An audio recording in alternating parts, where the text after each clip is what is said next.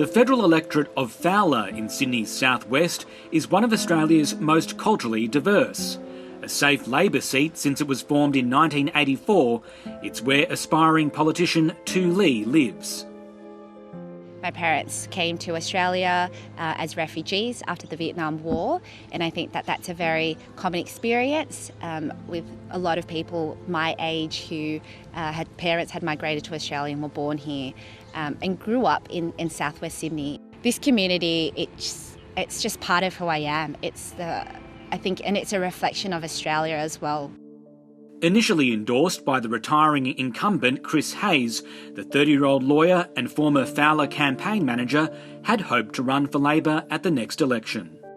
To just be the champion for my community and to stand up for my community, particularly for issues that are important to the people and affect our everyday lives. And I'm basically a nobody within the Labor Party. Do you think that political nobodies should be in federal parliament? Yes, I think that there is room for everybody in federal parliament, and as a representative democracy, we need to be representative of the communities that we seek to serve. One thing we know about Prime Minister Scott Morrison. But Tu Lee's hopes were dashed after Labor parachuted in star candidate Senator Christina Keneally, who lives outside the electorate. The biggest disappointment is what it means for a community as a whole to feel like they are taken for granted. Senator Keneally would have lost her existing seat because of a factional deal on Labor's Senate ticket, and moving to a safe lower house seat will likely guarantee she keeps her job. But it's raised questions about how political parties treat grassroots candidates. The communities in Fowler need a voice at the highest levels of government. And I want to step forward to be that voice. Christina Keneally was born in the United States, came to Australia and is another great Australian success story of a migrant who's come here and became the New South Wales Premier. The former Prime Minister, Paul Keating, has also backed Christina Keneally as a huge executive talent who can fight for a greater share of the national income. In Fowler, some community members have been quick to support her. What our community needs right now is someone that has a really strong leadership ability to help us, fight for us and serve and represent us. Yeah, and I think Christina is the best candidate for that. Christina Keneally is experienced. The Labor Party gets the benefit of that, her performance, her potential entry to the House, a potential minister if the Labor Party win the election. Tu Lee would be a first-term member.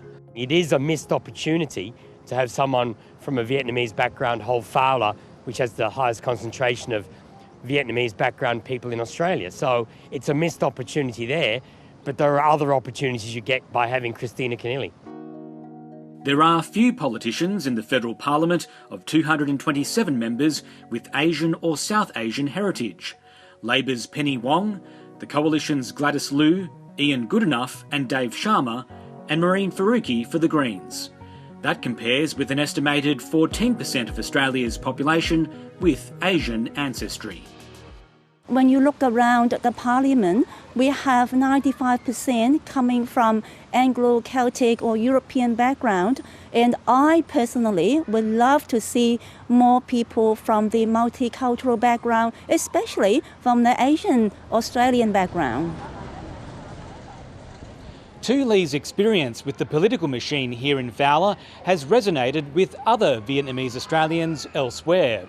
In Victoria, a group of young leaders has told 730 they want to see more people like them in the federal parliament one day. These three friends ran separately as independent candidates in local government elections in Melbourne last year. All were elected and are now deputy mayors across 3 different councils.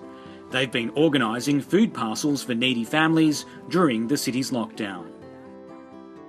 I think it's really hypocritical for political parties to claim that they champion diversity, yet at the first opportunity to do so, they parachute an outsider in, and I think it's really disappointing.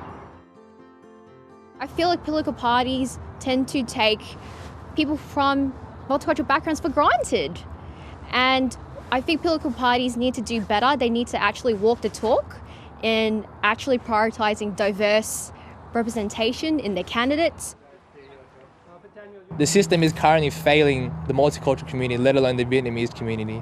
The lack thereof of pathways going forward, the diverse youth often feel as if this is not even a career choice or a career opportunity they could even consider in the first place.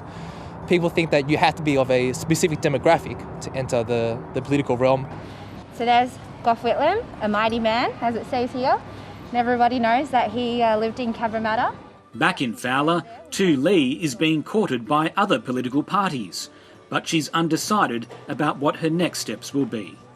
Can't keep relying on multiculturalism as, this great legacy of the Labor Party. I think it's something that needs to continually be worked upon, and we can't just sit back and accept things. We're a changing society, things are progressing, and we need to be attuned to that.